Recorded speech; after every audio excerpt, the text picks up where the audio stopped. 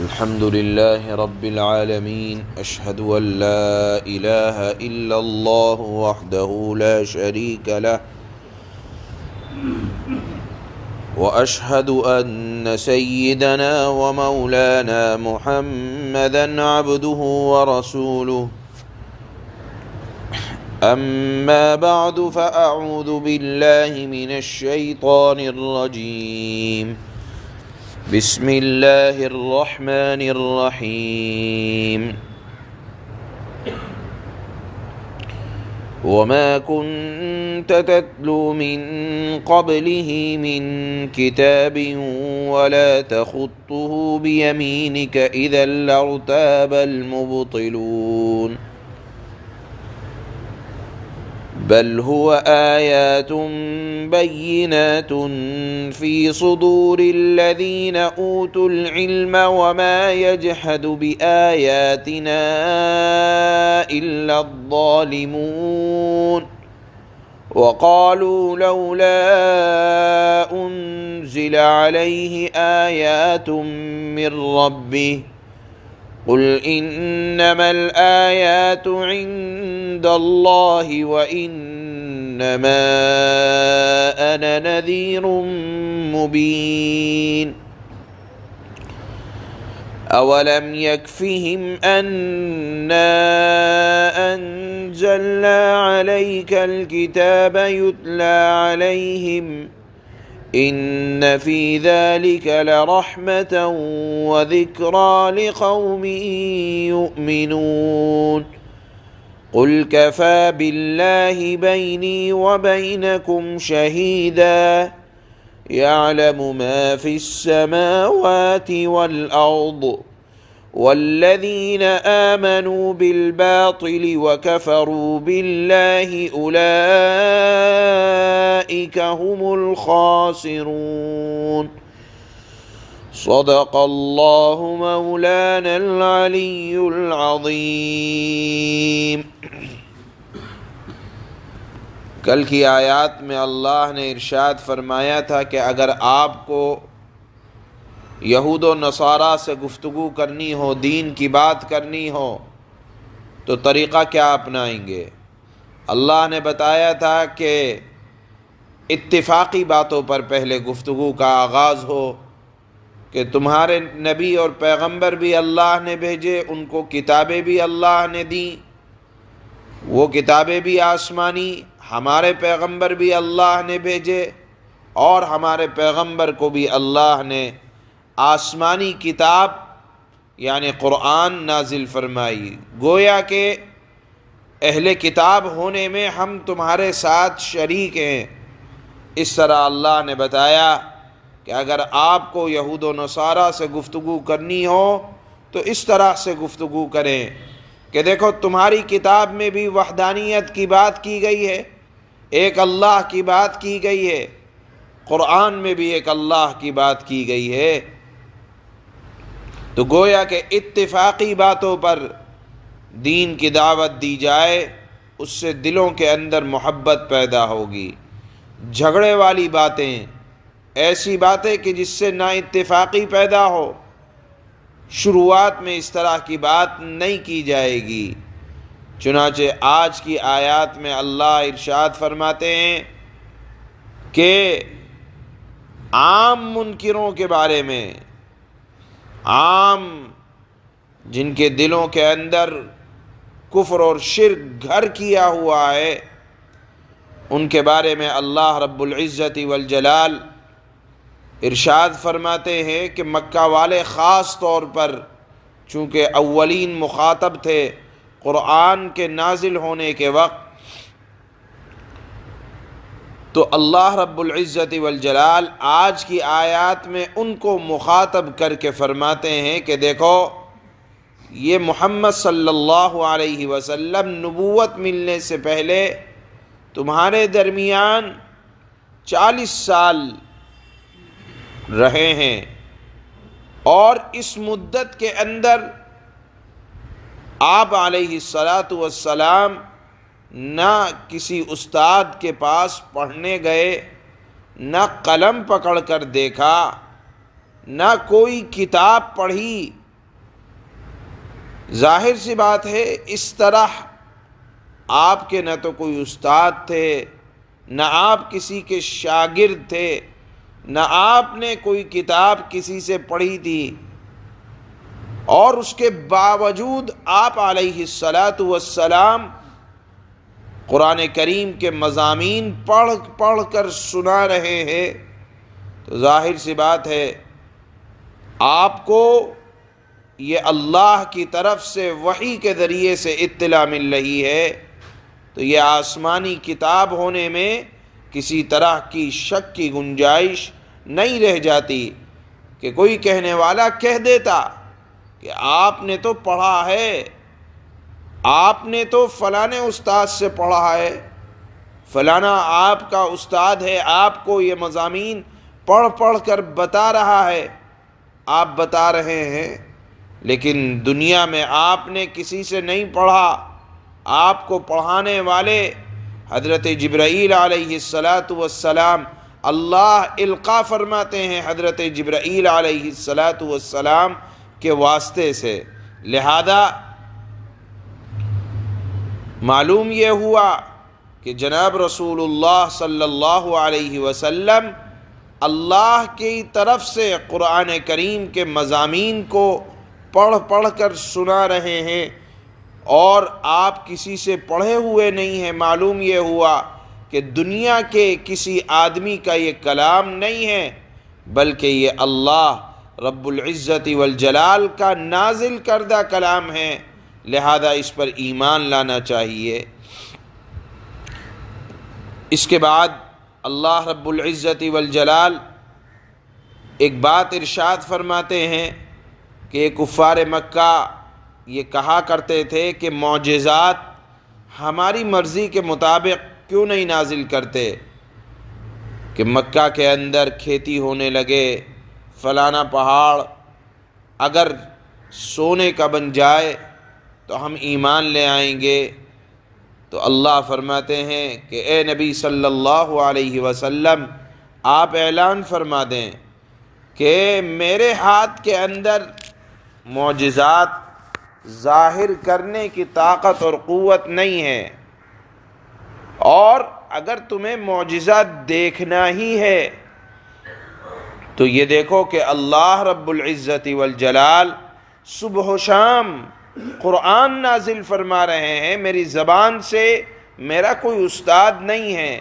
میری زبان سے قرآن کی ایسی آیتیں اللہ نازل فرما رہے ہیں کہ تمام پڑھے لکھے لوگ کائنات کے اگر جمع ہو جائیں تب بھی قرآن کریم کی اس ایک چھوٹی سی آیت بھی نازل بھی چھوٹی سی آیت نہیں پڑھ کر اپنی طرف سے بنا سکتے۔ لہذا اگر تمہیں معجزات ہی دیکھنے ہیں تو قرآن سے بڑھ کر سب سے بڑا معجزہ کون سا ہوگا؟ اور بہرحال تم یہ کہتے ہو کہ فرمائشی نشانیاں لائیں یا معجزات دکھائیں، تو یہ میرے اختیار کی چیز نہیں ہے، یہ تو اللہ کے قبضہ قدرت میں ہے۔ میرا کام تو یہ ہے، نبی کا کام یہ ہوتا ہے کہ صاف صاف لفظوں میں آگاہ کر دیں، عذاب الہی سے ڈرا دیں۔ باقی اللہ رب العزت والجلال اگر نبی کی تصدیق سے کوئی نشانیاں دکھلانا چاہیں تو یہ اللہ کے اختیار میں ہوتا ہے، نبی کے اختیار میں اپنی ذات سے معجزات دکھلانا نہیں ہوتا۔ اس کے بعد اللہ نے فرمایا آپ کی بات مانتے ہیں تو ٹھیک ہے، نہیں مانتے تو کہہ دیں قُلْ كَفَى بِاللَّهِ بَيْنِي وَبَيْنَكُمْ شَهِيدًا، کہ میرے اور تمہارے درمیان تو اللہ بس گواہ ہے کہ دیکھو میں نے تو اپنی ذمہ داری ادا کر دی۔ آسمان اور زمین میں اللہ سے کوئی بات چھپی ہوئی نہیں ہے اور نہ میں نے کوئی بات چھپائی ہے، اس بات پر اللہ گواہ ہے۔ یعلم ما فی السماوات والارض، اللہ زمین اور آسمان کی ہر بات کو جانتے ہیں، اور جو لوگ جھوٹی باتوں پر یقین رکھتے ہیں اور اللہ کے منکر ہیں تو وہ لوگ بڑی ضیاءکاری یعنی نقصان کا سودا ان لوگوں نے کر رکھا ہے۔ یہاں آیات میں اللہ نے ایک تو قرآن کے معجزے ہونے کو بتلایا اور ایک اس بات کو بتلایا کہ معجزات اللہ رب العزت والجلال کی طرف سے آیا کرتے ہیں نبی کی تصدیق کے لیے۔ نبی کے اندر بھی یہ طاقت اور قوت نہیں ہوتی کہ وہ اپنی ذات سے اپنی مرضی سے کوئی معجزہ دکھلائے۔ ہاں، معجزات یہ اللہ ظاہر کرواتے ہیں نبی کی تصدیق کے لیے نبی کے ہاتھ پر۔ دوسری بات جو بتائی گئی ان آیات میں کہ قرآن دنیا میں کسی کی بس کی بات نہیں ہے کہ قرآن کی ایک چھوٹی سی آیت بھی بنا کر پیش کرے۔ جناب رسول اللہ صلی اللہ علیہ وسلم کے اوپر یہ قرآن نازل ہوا اور آپ کا کوئی استاد نہیں تھا، آپ امی تھے، بغیر پڑھے لکھے تھے، اس کے باوجود قرآن کو پڑھ کر سنایا کرتے تھے۔ معلوم یہ ہوا کہ یہ اللہ آپ کے دل پر نازل فرما رہے تھے۔ اس مضمون کو اللہ نے ان آیات میں بیان فرمایا ہے جو آج تلاوت ہو رہی ہیں۔ اللہ فرماتے ہیں وَمَا كُنْتَ تَتْلُو مِن قَبْلِهِ مِن كِتَابٍ وَلَا تَخُطُّهُ بِيَمِينِكَ إِذًا لَارْتَابَ الْمُبْطِلُونَ۔ اور اے نبی صلی اللہ علیہ وسلم، آپ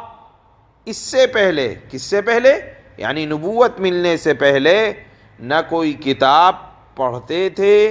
اور نہ کوئی کتاب اپنے ہاتھ سے لکھتے تھے، یعنی نہ قلم پکڑ کر دیکھا نہ کتاب پکڑ کر دیکھی۔ اس کے باوجود ایسے شاندار قرآن کے مضامین آپ بیان کر رہے ہیں، معلوم یہ ہوا اپنی طرف سے نہیں ہے، اللہ کی طرف سے ہے۔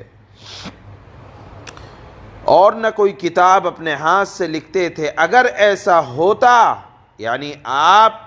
کسی کے پاس پڑھے لکھے ہوتے،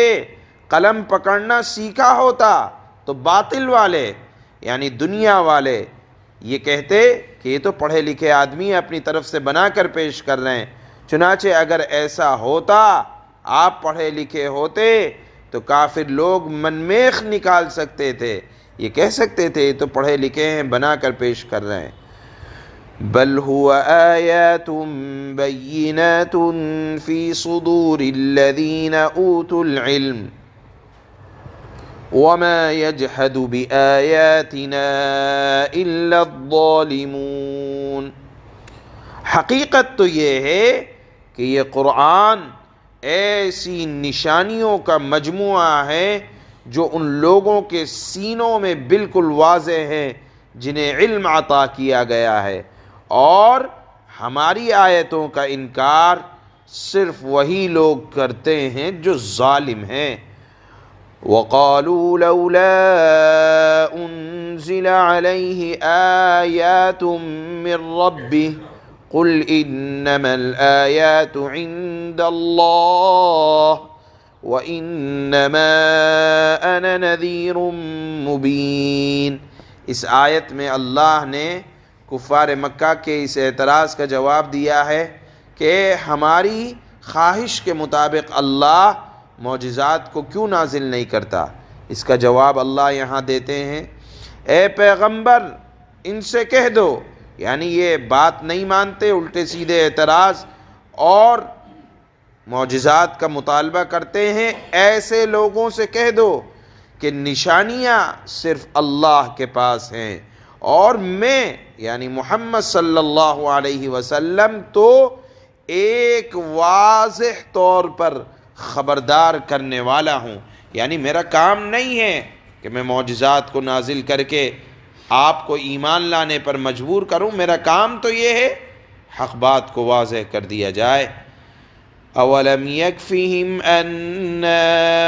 انزلنا علیک الکتاب یتلی علیہم ان فی ذلک لرحمة وذکری لقوم یؤمنون۔ اللہ فرماتے ہیں کہ قرآن سے بڑھ کر کون سا معجزہ ہوگا؟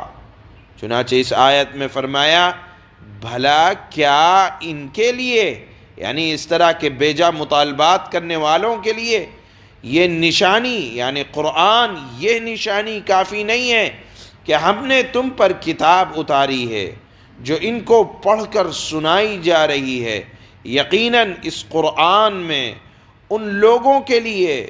بڑی رحمت اور نصیحت ہے جو ماننے والے ہوں، اور جو ماننے والے نہ ہوں تو ان کے لیے کوئی نصیحت نہیں ہے، وہ تو صرف ضد اور ہٹ دھرمی کی بات ہے۔